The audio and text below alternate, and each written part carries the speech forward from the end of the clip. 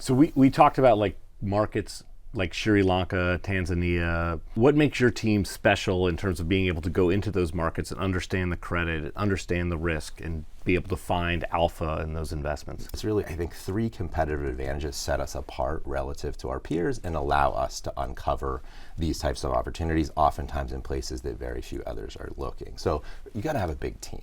Right? We have a 50-person team. We're physically located across 7 offices around the world. We represent more than 20 nationalities. We speak more than 30 languages. We visit between 60 and 80 countries per year from a research perspective. So it's a big, big effort.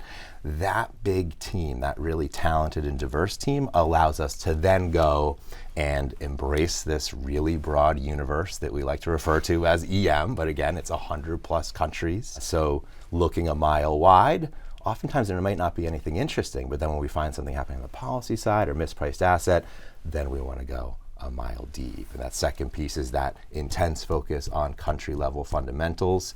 Is the policy mix improving? Are they improving rule of law, soundness of money, freedom to trade?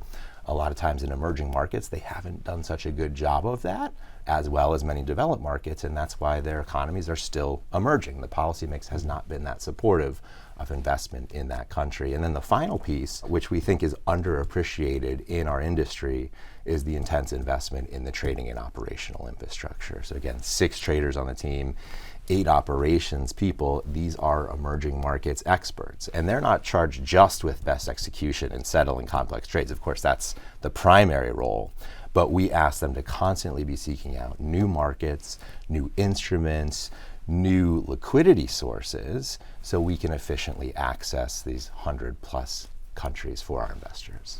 So with all that's shifting in the global supply chain, trade conflicts between China and the US, how do you see the EMD universe evolving over the next 5 years? Sure. Yeah, I think it'll evolve in a few different ways. So adoption by investors, I think, is going to continue to be an important piece. Development, and maybe pun intended, maybe not, I'll get to that in a moment, but then also private markets. That's another interesting thing. So on the adoption side of things, I mentioned before, positioning is really light in emerging markets, and I think more and more investors are going to be looking to emerging markets debt and equity as a meaningful piece of their portfolio. Whether that's what's going on in the US or other factors, the reality is that, speaking specifically about emerging markets debt makes up more than 30% of the global debt stock.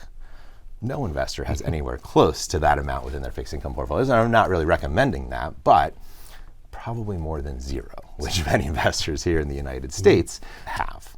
As far as development, we'll continue to see more and more countries develop. So there's 100 investable countries today. There will be 110 in a couple of years. There'll be 120 in a few more years.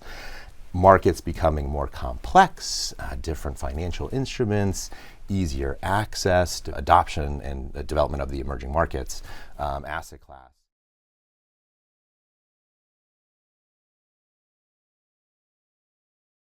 投资一定有风险，基金投资有赚有赔。申购前应详阅公开说明书及投资人须知。